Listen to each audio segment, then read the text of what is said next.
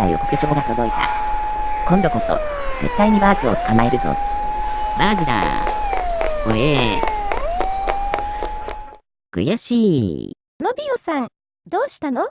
キビ、聞いてくれよ。またバーズに逃げられた。悔しい。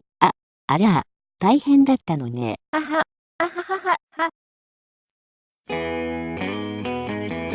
今回はつつじが丘公園に鳥さんを取りに行ってきました。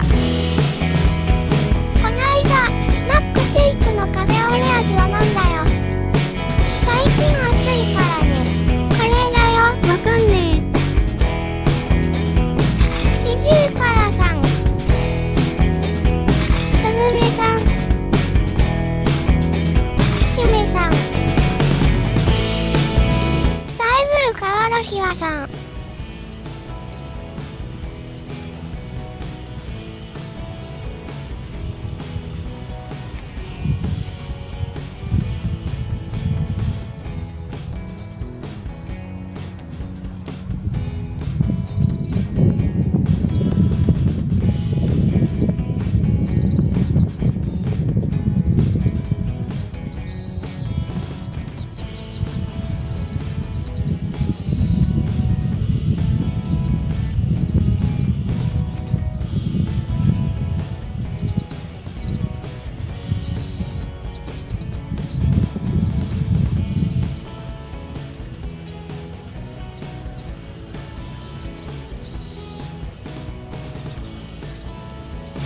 セミロセキレイさん、ア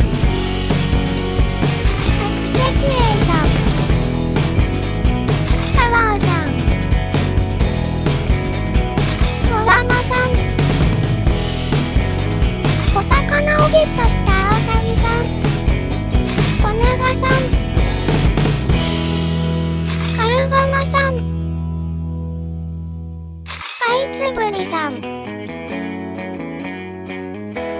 いやー、ツツジきれいだね。